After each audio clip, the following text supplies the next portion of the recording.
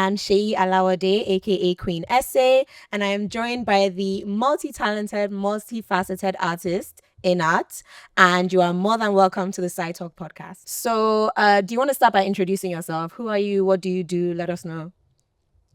My name is Inat Ortega, and I'm a music artist, as well as a businessman. I do business for a living. I live and breathe businesses. So, yeah, basically that's what I do.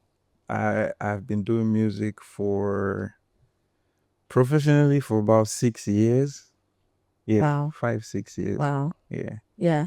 that's how long I've been doing music for, and I dabble into fashion here and there. Mm-hmm. And what else? What else? What else is interesting about me? I think that's basically it. Yeah. Yeah. Awesome. So you mentioned two things that I think kind of go hand in hand. You mentioned music and you mentioned business, and I really want us to get into the talk of the music business of music, like the actual money making side of music. You know, being an independent artist, being signed to a label, all of that stuff. But before we get into that, I want to talk about your music and the type of music you make. So I'm not going to be boring and asking, oh, what made you start making music? No, no, no, no, no. I want to talk about genres, right? Because I listen to your music. I heard some drill, I heard some Afro beats, I heard some Afro swing. So if you could kind of like describe your art, how would you describe it? For someone like you that's music inclined, if I was talking to just you, I'll just say Afro swing because you understand what that is like. But usually when people would ask me, I assume they don't know what Afro swing is, which is my call sound. Because if you hear me on the drill song, if you hear me on the Afro beat song, if you hear me on the Afro swing song, the thing that is constant is the Afro swing delivery. Yeah. Yeah. So usually I would tell maybe a regular person doesn't music inclined that I'm an alternative hip hop artist. Ote. Why? Ote, Why is guys. it whenever I say We're that gonna get people into people that. say Don't worry. okay? No, Because okay, maybe okay, but you know that you have to have a certain aesthetic for we're you to gonna tick get that into box. that. Yeah. You don't think you have the So aesthetic?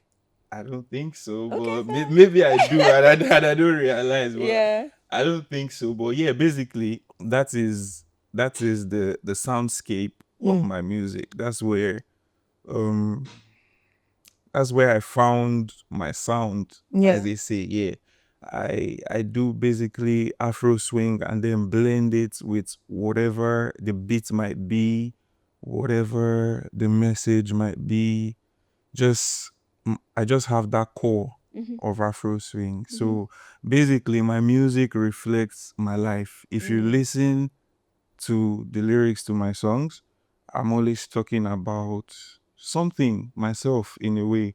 Or my recent project that just dropped is basically me talking about my partner through 4 songs, and then the last song is talking about a different type of love. Right? Your love, oh man. Shit. it's talking it's talking about a different type of love, right? Yeah. So in all of this, the thing that's constant across all the tracks is I'm relaying one story or another about myself, Mm. right? Even if I'm just telling you, me and this babe went to buy pizza, me and this, it's just something about my life. I don't do fictional music except for when maybe I'm on a feature. And one of the drill songs you probably heard would be Favors. Was that is that the one? I'm a visual person, so With on Spotify, blue Odumodu? cover art. Yes. Yes, Yes. That I one. think that was your highest streamed on Yes. Spotify. Yeah, Yes. yeah, yeah. That's Did my you rap on highest. that? Yes, I did. Can you rap? Yeah, Can very you drop well. a quick aper? No. No. Okay. No, I am not the freestyle type of guy. Yeah. Although I came to a point in my career where I only wrote music from freestyles. I stopped writing it on my phone or on the paper because I wanted it to flow. Because if you listen to my song, it's not like the regular rapper kind of. It's always smooth and fluid. Yeah. So for me to get that, I stopped writing like writing it down and reading off my phone when I'm recording it. So I kind of freestyle in a way, but not on the spot type So like of no pen, like Jay give me. Z. Yeah, no pen. That's crazy. Actually, That's hard. because Like because I record myself, so it's actually hard for someone else to record me. Even my yeah. producer, it just leaves me alone because I like to do it till I'm satisfied with that flow. The reason why I'm not using that pen, Mm. I need to satisfy that reason. So if I want to record something 50 times, I don't want somebody to tell me I'm tired. So I'll do it by myself. If I want to record it 80 times, I'll do it. Do you produce as well? No, Okay, I cool, don't cool, cool. produce. Okay. I just do enough for me to have what I need to take to mix and master. Yeah. Awesome, awesome. So before I ask you this question, I want to know, do you make enough drill music for us to have a bit of a conversation about drill? Just I'd love to I know. believe so. Yeah, Yeah, because my type of music is what you hear in the UK. in the UK, Yeah, so yeah, I'm very comfortable. yeah. So I moved back from the UK about 5 years ago, and one thing I find really really cool is, to me, Sha, I don't know if Tuta is going to carry this and quote me, but I believe there are better drill rappers in Nigeria than in the UK. Quote me. The type of sounds that I hear. Let's leave Lagos for a bit. The type of sounds I hear coming from Abuja. Them Tomi Obanure, Yeah. them Psycho YP, Yeah, those Koli guys my are faves. making. You know, those guys are making drill Yeah, Koli my music faves. with the accents and everything. Yeah. And I just think it's really interesting. So I'm curious as to what inspires your drill process. Is it like UK culture, or do you hear another drill song and you're like, I can make this in a Nigerian flow type of thing? So as a kid, I used to travel to the UK. So I had those little influences here and there Yeah. as a kid, right? And the accent has never been a problem for me. The delivery has never been a problem for me. Because you have a flow. Yeah, so it's like there was a day I was recording in the house and one of my friends was like, "Now you had to do this thing just now." And the producer was like, "Yes, now he just recorded. I'm not lie. Do him again, make I see." And I did it again for him, and he was in awe. That can. So I just have that confidence. It just flows, within, the way, and I have like a connection to Jamaican patois. I like it a lot. So it's very easy for me to fuse all of these things. And then the people that I listen to, I used to like Rich. Rich is a UK Rich rapper. 32? Yeah, Rich. Yes. Is a UK rapper. So I used to listen to him. I used to listen to J Horse. J Horse. J House, yeah. J Horse is a core player in how I sound. Yeah. J-Horse. Amazing. J House influenced the whole generation, yo. I don't think he realizes. Yeah. J Horse is there. Yeah. And that's why you see this synergy between him and Burna Boy is out of this world. Yeah. Because I don't know, I think our cultures are close. Like maybe in music, fashion, 100%. entertainment, basically, 100%. we're kind of closer to the UK than any other place. I mean, they now them colonize us. Now our backyard actually. Nice. That's our backyard. So yeah, so it's just been natural for me. I think just going there as a kid, it just helped me, sink into that comfort zone of making music like that. So because of those artists that I used to listen to coming up, it just influenced the way that I sounded. And then somewhere along the line, I discovered St. John. St. John. Yes, St. John was like the I heard you got to it last night. That was the turning point for my career, because St. John was the one that gave me my flow. So that's your guy, would you say? Guy. Yeah. That's my guy. Amazing. That's so interesting. Okay, cool. So I've had an idea of like your sound, your process. From what it sounds, it sounds like you're the type of person that you know what you want, you get in the booth and you're like, look, like I'm not leaving until I've made that. Yeah. And I think that's really cool. I am now keen to get into the music business side of things. So for context, I kind of work in the intersection between tech and entertainment. Okay. I would say I started my first real entertainment industry experience was about 2016. Wow. Yeah, all the way back. And then around 2018, I was working on the agency I was working at. We were doing like Adekunle Gold, DRB, Budweiser. Oh. Um, 2018, we also did Native Land. Then 2023, we did Native Land as my own agency. Did Native Land last year. We know Wow. how that went. Um, yeah, I don't know. Funny Can we thing get into is, that? Are funny we thing gonna is, get me, into I was experiencing my own this event. I was experiencing it from my own end. I was in awe for the last. I think it was the 20, not 20, 2023? 20. Yeah. When I know Yeah. it, you not do. No, it was a Yeah. bang. It was ridiculous. It was That insane. I think we sold 8,000 2021. tickets. It was a bang. No, that was a festival. Yeah, and I think that's where you get into like the business side of things because from the back end, you're like, this is how much people are making just because of art. Just because one artist had one idea and got into the studio, And like, do you bruh, we understand? have almost Yeah. 10,000 people on the beach. Now, my issue now is that I meet a lot of creatives and I work with a lot of creatives and I work with a lot of artists. There seems to be like a gap between artists and what they define as personal success. So a lot of artists get to the point where they feel like they can't pass a certain ceiling, and that ceiling is usually funding and money, right? How do you actually monetize your music? Streams are not doing it. Spotify is not paying people enough. We know that. Audio Mac, I'm curious as to how Audio Mac pays artists because everything is free. Abby now. Yeah, mostly It's for free. the most part. Apple Yes. Music, their payouts probably suck. So I'm curious, like as an artist, and I know because I'll be sending this to my community of artists to listen, and I know they're dying to hear. How do you actually monetize? Like, how do you make this a career?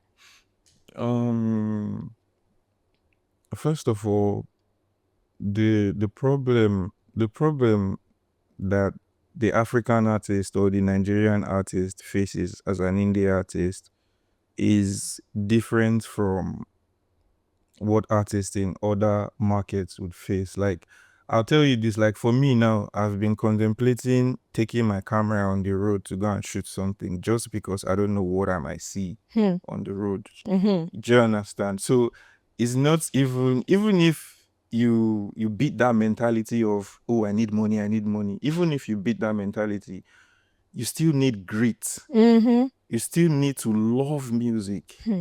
to go through the stress that you have to go to as an indie artist. Because like me, I'll sort out my fits. I'll look for what they call it. Look, I like to cross brand. I like to reach out to brands before I do shoots or whatnot. I like to Which is smart. cross. That's really, Yeah, do really you smart. understand? I Yeah. like to cross audiences. So at the same time that I'm pitching the song, I'm looking for who to collab with.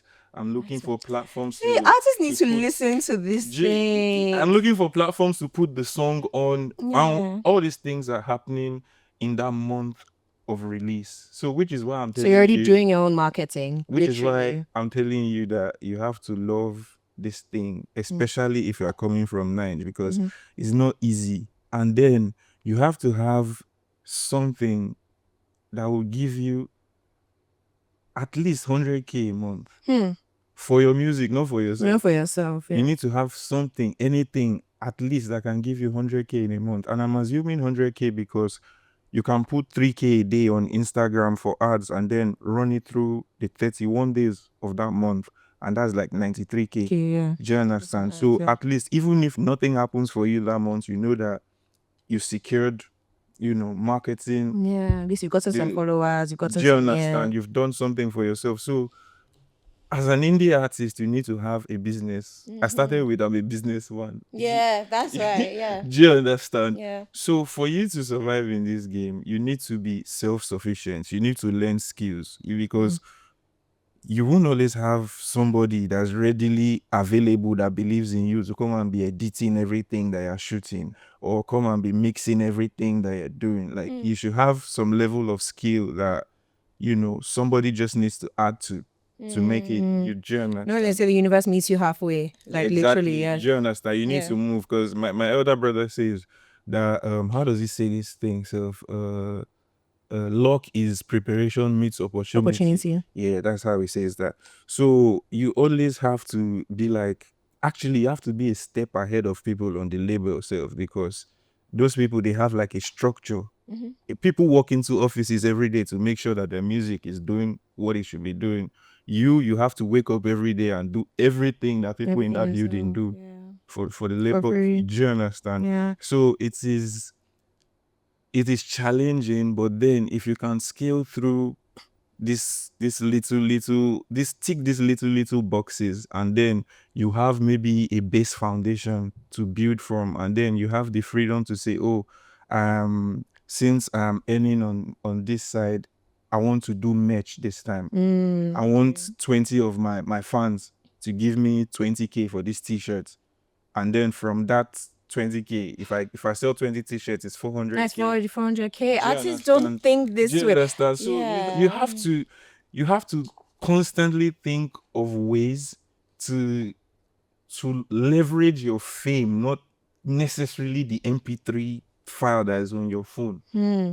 You Yourself as a have become, brand. yes, you have Yeah. become the brand now. You have the music now. These people are following you for the music now, but this music is not bringing enough revenue. Not that these people don't want to pay you, not that they don't want to give you money, not that your fans don't love you, but for the fact that you're only giving them an opportunity to give you money through streaming, Hmm. it stagnates You're your already growth. kind of Do you blocking. understand? That's all the, but if I Yeah. come to your page as an artist now, and maybe I click on the link in your bio, and I'm seeing that I can give you $50 for this hoodie, I can give you $20 for this t-shirt, I can give you this for that, you're definitely earning more than the artist that's doing however how much streams, because the money you get from one t-shirt or from one hoodie, that artist will have to stream How many? another. Is this You censored? have to do stream. I was Is gonna it, say, I was gonna say, you have to stream stream like a bastard bastard. numbers.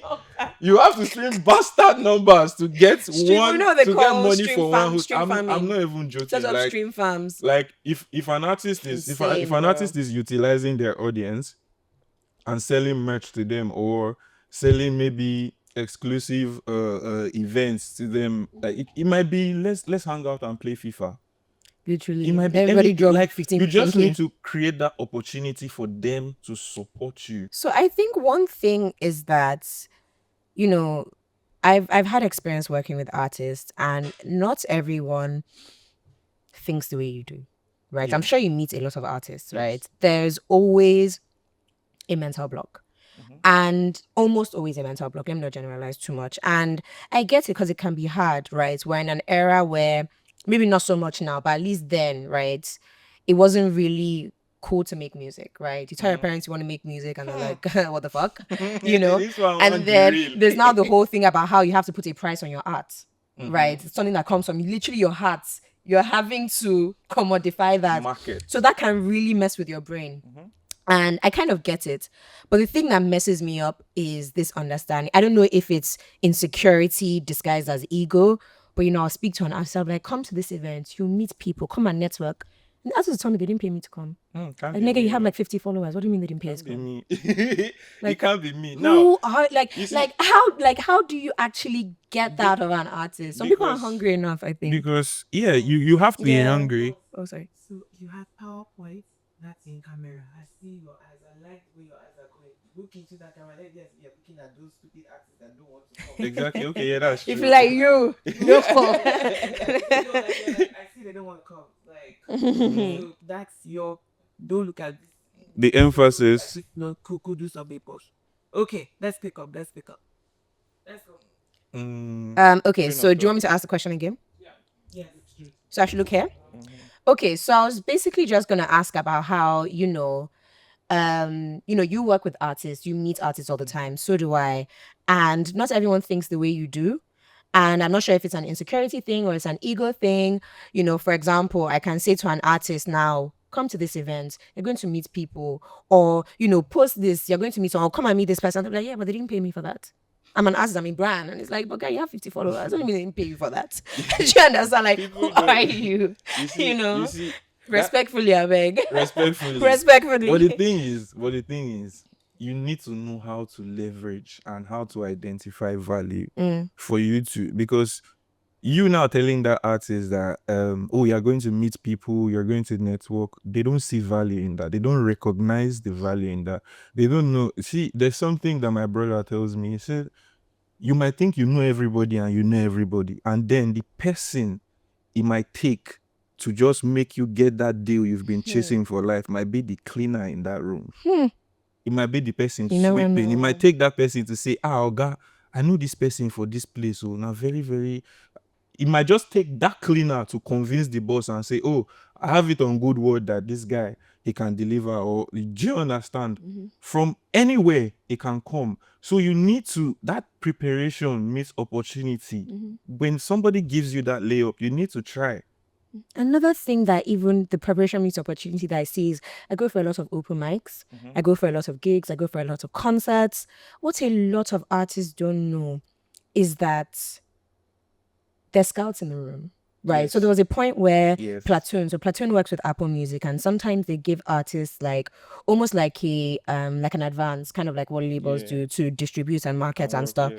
And these guys would just come, they'll send scouts to Nigeria, have scouts in Nigeria, just silently sitting at gigs with max 30 people, the ones you never know that, they're in the background. They won't necessarily be at the native lands and, but the small ones. And it's interesting because some artists will go there and say, this is a small gig, let me just grab the mic, hey, That's what you never find me doing. You see this issue. You see this issue of thinking you're too big for something. Yeah. Walai is because you cannot identify value.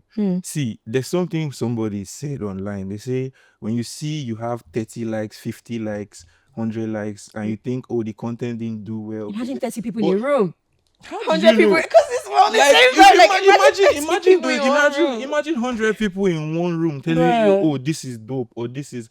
You need to be able to recognize value. This is a platform for you to showcase, what you have. And inside that room now, it might be one person that just makes a video and posts on their TikTok WhatsApp or anywhere. anything. And people begin to ask questions. Oh, this guy has to join my community. I have to add it to my community. You anywhere, it can come from anywhere at any point in time. Like me, there's an event I went to, and the headliners for the events were Wandeko and Fireboy. They headlined that event, and I opened.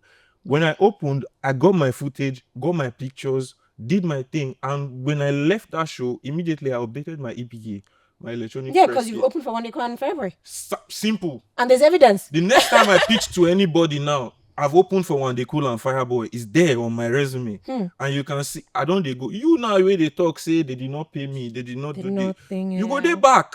You go there. Yes, because I have it on my resume. You don't.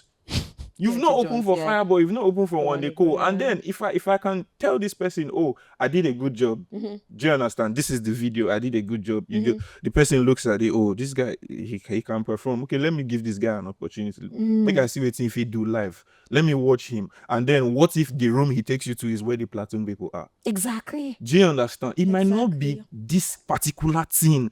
There's always a chain. It's a chain effect. I mean, how do they call it? Chain reaction. I mean, it doesn't have to. The opportunity must not come immediately from this particular room, but you need to be able to. Even I needed to hear that. Can you say that again? The opportunity does not need to come at this point in time from this particular room, but it can be a chain reaction from you attending to the first opportunity. That's how you now. My brother. That's how you now open doors for yourself. Because if you keep thinking, oh, I'm bigger than this. Oh, they didn't pay me to do this. Oh, they didn't. That's not how. My family members, they advise me well. I can tell. My auntie told me that, bro. See, no be by gra, no be by hard work, no be by nami do pass, no be by nami no pass. It takes one deal to change your life, and you don't know where that deal is coming from. Yeah. Just be level-headed. Do your diligence work, and when that one deal comes, if you are level-headed, you will be able to identify. Yeah. Okay, so we're loving the conversation so far, but we have to cut for a quick commercial break. So we'll see you guys right back.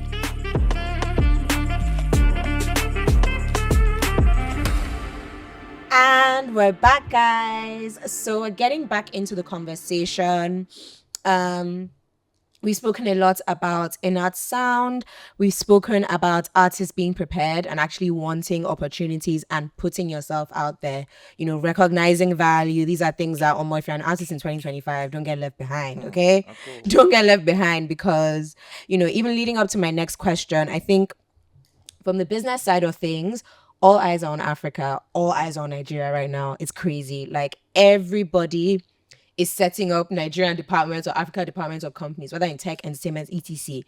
And the labels aren't any different, right? And there's some labels that have really strong traction on ground, and there's some that aren't doing so great. I've worked with labels before. I've worked on some label campaigns. I personally am not a fan of labels. I don't think, I don't think they're necessary. I think if an artist like yourself, is in the right place at the right time, networking their ass off and growing their presence, we're in an era where, people say, if you have TikTok, you don't need a record label. If you have a TikTok following that you know how to turn into a paying community, you don't need a record label. Because what record labels give you is resources. And what something like marketing gives you is revenue in order to have resources. So they give you that one advance, which eventually runs out. And you have to recoup. And then you spend the rest of God knows how long trying to make recoup. that money back. Yeah. And Yeah. the thing about recoup, sorry to cut you short. The thing about recouping that money is most of the time, the split between you and the label, right? If peradventure it's a 50-50 deal, which most of the time is not. Very If peradventure is a 50-50 deal, whatever money you make from the music, they don't count their 50% as part of it. So when the money comes, they take their part. From your part is what they are counting as recoup. So not all the money that comes back is So because they said because we've spent on, we're giving you creative director, we're giving you A&R, we're giving you, so it's profit, not revenue. Do you understand? That is insane. You now you're it is basically your own part of the business that is now funding all those things that they said that they've given you. They've done this, they've done that, they've done this. And if you don't look at the fine prints properly, because I've decided that I'm not even going to say let me show. Now my lawyer go first read them, interpret the contract, and then I will read it and then go back to the interpretation to understand what has been said and what we're about to do. Because I can't even take chances in signing with everything that's going on. I don't think I can take chances with signing anything that like. It's crazy that I found out recently that if the word perpetuity is in your contract, they're using your music for life. Just one word. Perpetual. Just one That's word. insane. One word. If one word is in your contract, perpetuity, they're using that music for life. That's crazy. Like it don't go. That's how it is. Yeah. So the thing about labels is that there are people that have played that game and, should I say, came out on top. Artists like Kanye West. Artists like let's say Yeah. let's say Ross. I don't know if you know Ross. Russ. Ross. Yeah. Hey, Yeah. don't let me start my conspiracy theories. So Please. no, I will start. I'll get into it. I'm not a Mongo. Nobody can beat I'm me. not a Mongo. Elvis said juicy, so y'all gonna get juicy. Sorry, it's the gin. So I'm sorry. So I feel like for the label thing, here's what Ross did. And I think Who was he signed to? Sorry to cut you off. he was signed to one of the majors. Like the I big don't know, ones, yes, right? The big four, Wow. one of the big four. Wow. Right? And he immediately he was signed was the time when one of his songs were going viral, and Rihanna posted a video to that song, and that it popped off. That was when Ross signed that deal.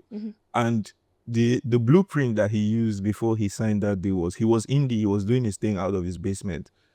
He was dropping songs every other week to his community of fans. That's his own personal community. So by the time he was signing that major, Ross had over 300 songs Damn. in his catalog. Yes, he had over 300 songs. Independently made.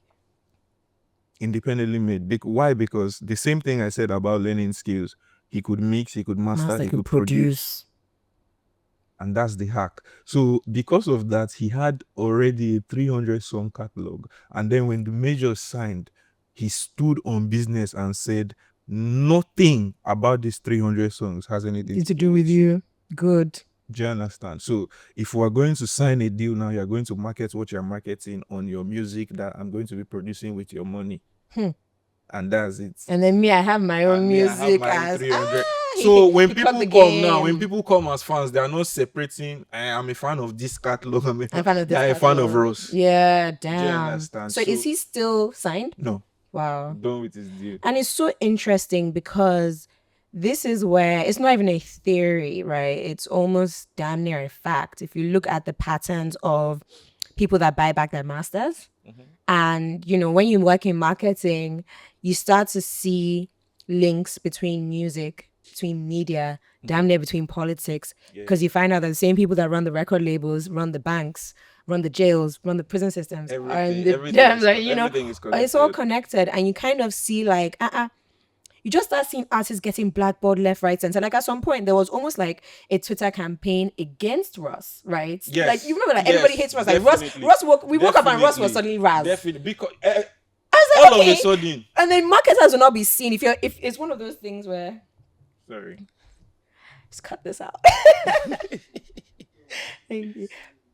But yeah, it's one of those things where if you work in the industry, you know. Once you start seeing, first thing, has this person bought back their masters? That's the first thing. What's Did this going person on? really do this thing, or did they buy back their masters? You know, there's a difference. They want to devalue the thing where you don't buy back. Because now is of no value to them now. It's like now, losing a stock. You don't collect your thing from their hand, Abby. Reverse PR. Let's damage the image. So it happens a lot. And these people, they don't even care. They don't even think a human being that they follow do. They're just pressing for their numbers. They're just pressing buttons to get their numbers because nothing concerns them and you and the catalog. All that they're concerned about is business. And that's where I think people miss it. Because what you're supposed to be doing once you get that platform, once I get a platform or I get that layup right now, the first thing I'm thinking about, is business. I no go first think about that music first. Maybe for the first 3 months, while I'm recording or working on the album, I go focus on business as I'm trying to set up the project. I'm trying to set up business to make sure that I have my own foundation. I have my own everything. I have my own marketer. You are marketing. Kudos. I'm marketing as well.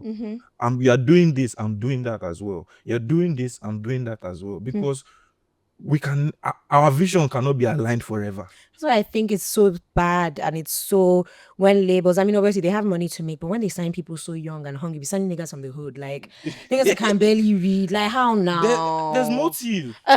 There's motive. No, there's motive because I've thought about this thing plenty times, and I see, bro, over and over again, we go do this internet. They go bring story. This person signed this kind of deal. They don't do this one for so years. They don't do this one for so years. And I keep asking myself, but all of us see the last one. Why this guy sign again? And then one day I sat down and thought about it. They don't really know. They don't really know. Like when you engage and see these people, sometimes they just feel like everything is grace. Everything is, God has done it. It's true. They have no idea. This is the opportunity I've been waiting for. God, don't do harm. I must take it. Let me move. Because nobody's coming to save them. Like you said, this is the hood. It's the hood, yeah. Nobody is coming to save them from there. And then here comes this person and says, your talent's sharp. I'm banking on it. Let's go. Let's do this. Before you know, it don't give you one small car. Wait till they turn around. Before you know, bro, you've never They're seen giving you that. a house. That's another thing that people do. They give you you buy you an apartment on Sapa. You've never lived that life before. You've not. Now, this young boy now that you're talking about, believe me, if that boy gets where he take the hustle money in business, when he take the hustle money, that he's comfortable a bit, that he can feed himself and he can have extra money to spend on little things, the hunger will be different. That person is level-headed. You know, they look you like no survival Messiah. mode. Yeah, you're not He's not looking survival at you like a anymore. Messiah that is coming to save him from the hood. No, he's looking at you like a partner. Yeah, His he's bringing mindset, value. do you understand? Yeah. He's bringing value. Him too. He go no say, if you separate from me, I'm not going to die in Lagos. If you leave me for the next 2 years, I will survive in Lagos. You be Jesus Christ. Do you understand? We are working on this P because our values and our interests are aligned Yeah. at this point in time, which is why I said, as much as you've given me a platform, I will make sure that everything you are doing for yourself, for my art that you are investing in, I am also doing for myself, so that whenever you withdraw from me, I have my own foundation that I have built. I know the ropes. I know when I'm supposed to do this. I know when I'm supposed to do that. I know when I should trigger a PR stunt. I know when I should. Yeah, I know. I can look at my They love back some end PR and say, stunts. do you understand? I can look at my back end and say, oh, this song is doing well. Let's place emphasis on this song. Let's try and do something to market the song. See what happens. Maybe it might spike. Maybe something might happen. Okay, let's do a DJ YK Mule remix for this song because I feel like it might go in a Jegunle. Do you understand? Those kind of, and I need to have mapped out exactly how the industry works Yeah. while I'm working with you. Me, I'm addicted to learning. That's an Aquarius thing. I like learning a lot. So Yeah. you see that by the time me and you, we don't make money, maybe for the next 5 years we've made money, right? And then you say, let's negotiate the contract again. And then I see what you are putting in front of me is not favorable. You are not my messiah right now. And if you pull away from me right now, I have a You foundation to survive. land on. Yeah. A very solid foundation to land on that. Yeah. You know that it's something like, if the plan was you're going to put $100,000 into this project, if I find that $100,000 from anywhere and put it into my foundation, it will give me the exact result, if not more. You may very well find that if you budget well, you might not even need $100,000. Do you understand Yeah. me? Because while you were doing all these things, I wasn't just existing as a superstar. Do you understand? You have to know the groundwork. You have to know your left from right. Why is this like this? Why is this like that? And that's the thing about even signing boys from the hood. If you sign somebody with hunger, I think that thing is so, what is the word? Like predatory. Like it's such a grooming. predator. It's like grooming. It's literally like It's grooming. like These grooming. guys don't know their Because left from you know chocolates that of they the don't law. know. You're putting smash, Queen's English. There's people Translate this contract to Yoruba. Let's see. Like, would you ever do that? You But know? there's people that they will say, oh, you need a lawyer. They will come and advise you as if they're not them be sent. You need a lawyer to blah blah blah. They will suggest lawyer for you that's under their thumb. You go feel say you get lawyer. This business is It's dusty. crazy. No, if See, if they music want people, run am I'm for looking at you you. see. So you have to have your own. You have to have people that have your interests Yeah. at heart. Yeah. Like, because me, before I look for anything outside, I first check inside. I'll first call my elder brother, call my auntie that's a lawyer. I'll go check house finish first Look within. before, and I'll say, oh, I define this thing, or I don't see am, or that kind of thing, because I need somebody who go there for me first. Something like this, if Do you understand? Somebody that cares, because it's something I visited Alibaba. One of my aunts took me to see Alibaba. I played him. Sorry. One time I visited Alibaba, right? My aunt took me to see him, and sorry, I lost my train of thought. You visited Alibaba. Your aunt took him to see him. Before that, We were talking about yes, I remember now. So I visited Alibaba and I was playing him some of my music, and he was giving me advice. He's actually very, very music inclined. Like he was giving me music details as far as to the like beats, on the art side the beat or business side. arrangement. Art. Right, interesting. Literally playing on his desk for me like this, arranging beats for me and telling me arrangements. And Well, that is there's a hard. fusion that he told me to do, and when I do that fusion, I'll go back to his office and play for him. But the point I'm making is, he told me something. He said, do I have a manager? I said, no, I do everything by myself with my people in my house. He said, okay, for now, because of the way that you sound and your music that I have heard, for now, you shouldn't be looking for a manager. Yeah. Why? He said, why? Because establish yourself to a certain point first, because the way that you sound and what you are doing, if you go and meet somebody now, they might not know how to manage what you're doing. Yeah. And then that comes the problem of them leading you to where they know ball. It's very interesting you mentioned this thing about family, because I look at some of the successful artists, even in Nigeria, their family literally gum body them. Like, as like literally, there's a particular artist that at this point in time, his team is pretty much his female cousins, right? see? Also one of our biggest artists. You don't see him without his mom, right? At some point, Beyonce was managed by her dad, right? Try and because this business is Is brutal. dusty. Like, it's interesting. I want to know your take on, and I think this is like the last thing for me, right? It's a very, very particular niche hatred that I have. A very unique type of hating. Let me see if I can change your mind. No. Well, who knows, right? But you know what I hate? I hate the fact that we're seeing American labels who obviously have the capital, who have the reach, come in to Nigeria with not just their money but also their A&Rs, do what we call partnerships. That's what they call it.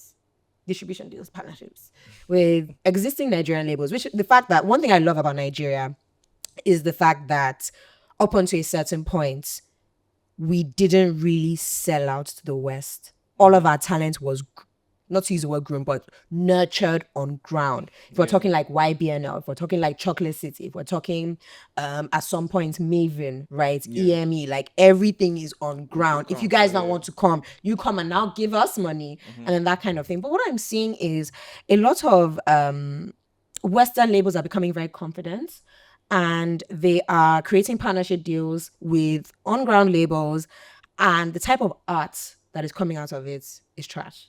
And I hate it. And I understand why they're doing it, because they're trying to make sounds more palatable to the West and also trying to tap into Afrobeats. Exactly. But I still hate it. And I really, really hate it. And some of my faves, I won't mention their names because I believe this episode is going to go viral. So I'm not going to mention their names. But some of my faves in the last two or so years have released absolute dust. To the point where I've actually gone to my network and I've been like, who is behind this? And they're like, is it? I'll tell you the label after. Is it not?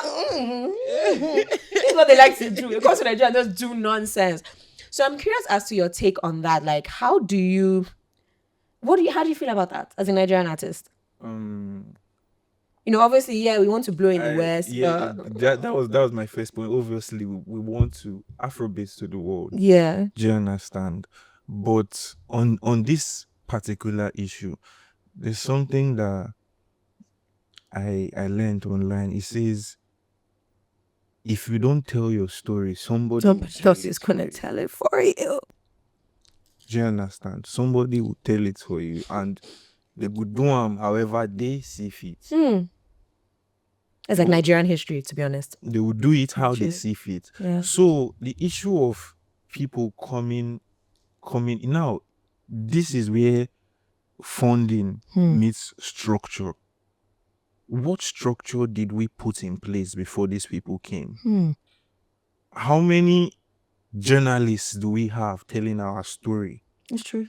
How many people do we have crafting? And what somebody asked me a question about Wizkid's Morayo, and I said when Wizkid said when Wizkid said he wanted to make music, his Wizkid I've seen on track. Yeah, big.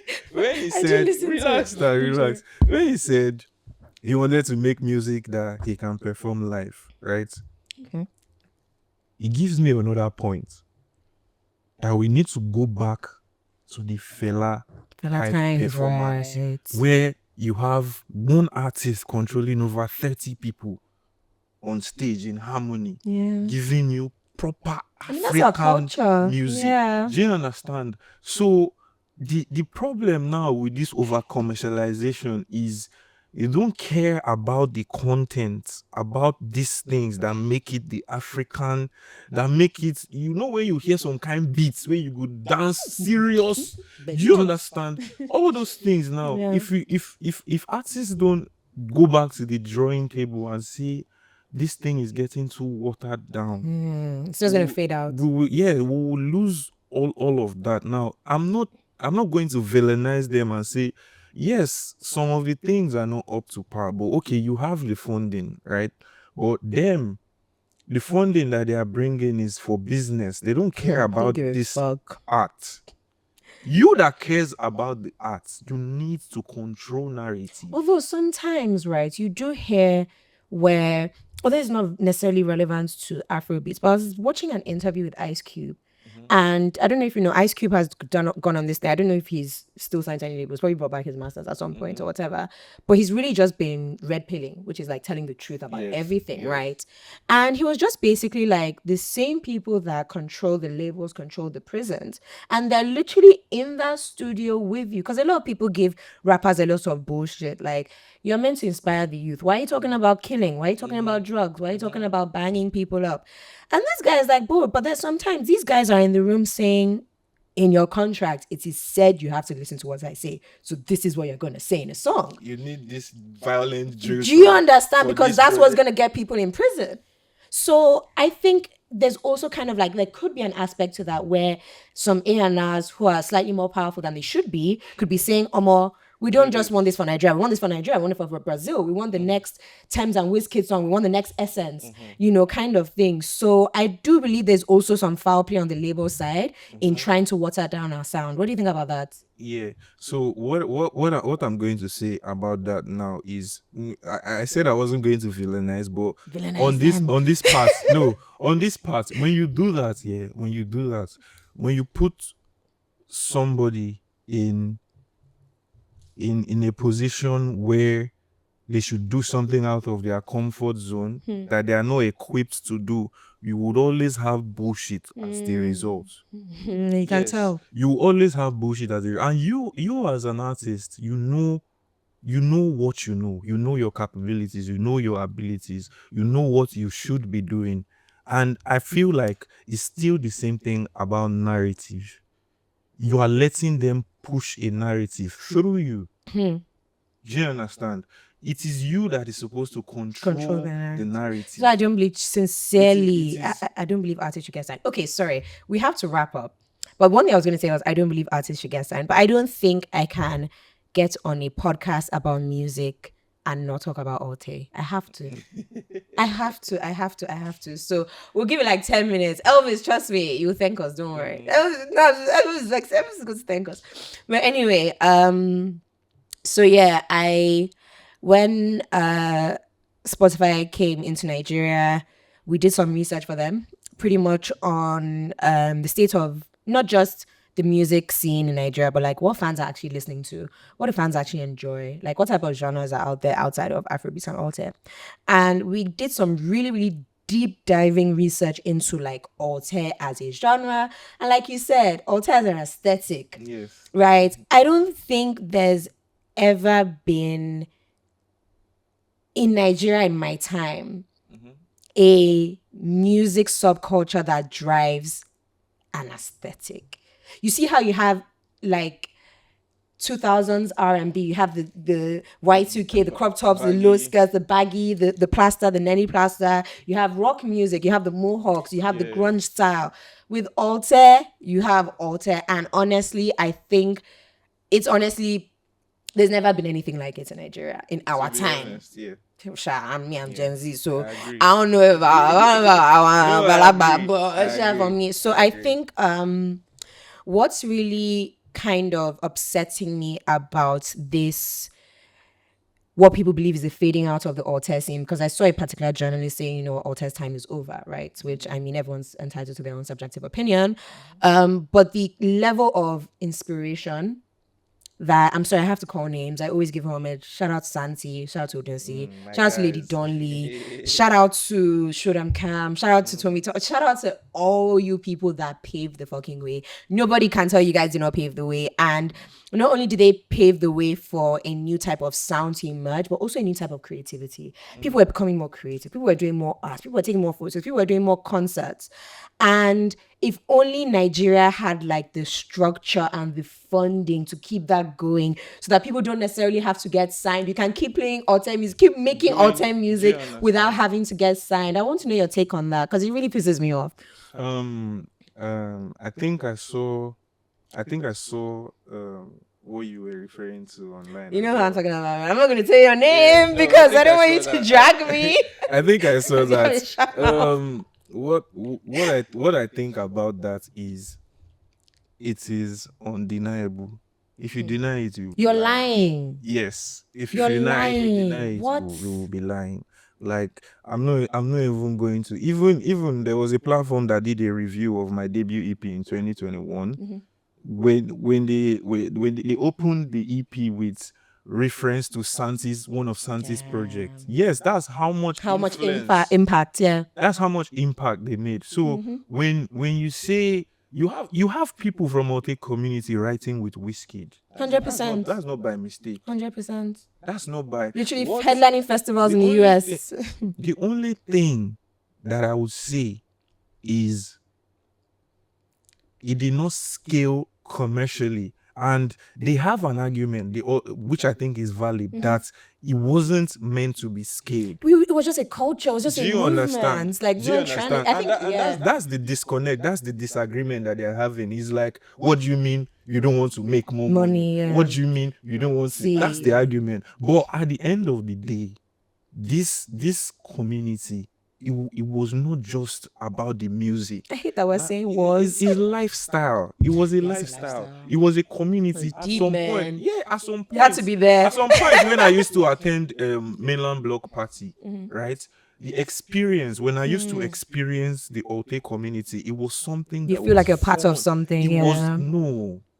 It was a different vibe. It was a time, yeah. different feeling. When you were in events, it wasn't just music. It's not just concerts. music. It's a vibe. Like, you're with your Things people. were happening. It was. Do you understand? Elvis, you had to be It there. was, yes, you had to You experience had to it for you experience. to I can't understand. explain it. I haven't felt Literally. there's nobody that comes close to anything like Coachella or the likes of them in Nigeria apart from this community. No, 100%. There's nobody that comes close to that I community or just that think, feeling. yeah, I just think, apart from unfortunately, and I still think there's space for, things to come back. I don't think anything is ever fully lost. I think personally, I'm going to look in the camera because I don't give a fuck if these people are watching this.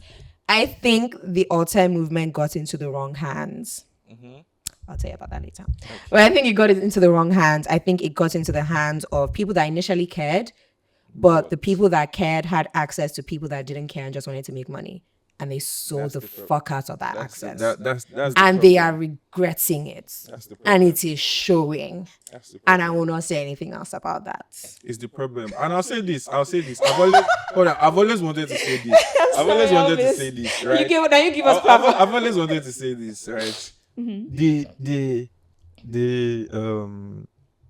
The Aute community, right? You see the difference between them. I always used to tell my guy, right? If you look at what Hennessy does with hip hop, right?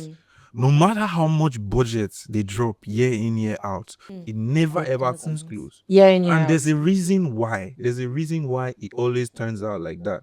Because this thing is not about money, and I don't think Aute was meant to be commercialized. It was not meant to be And commercialized. even if I'm saying it got into the wrong even if hands. they bring that opportunity, I don't think It's not gonna. most It's of not gonna. them It's not gonna will jump. stick. Like, They won't jump on it. yeah. Because there's deeper, bro. It gave these people a place. Inspiration. It gave them a Family, place to- literally. Do you understand? A place to exist, a Yeah. community to grow and foster deep, oh. whatever idea that you had.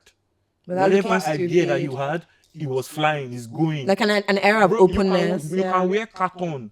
Your guy, bro, is going. It was about your confidence. It was Yeah. about what you thought. It was about what you feel about the art. It wasn't about what the next person thought. Say that into the camera. It was about what you felt about whatever you were doing. Whatever you had going on, it was about what you felt. It wasn't meant to be commercialized. And I don't think they would agree to be commercialized. They If it have comes up something again. that's If they bigger do, than they'll money. run away from the people that. Let me not You mention can't any buy, names. I don't think you can buy Even it if with I money. mention It's it, not a nobody can money beat issue. me. It's not a money But issue. I yeah. don't think it's a money issue. So but I want you to answer this understand. in one word.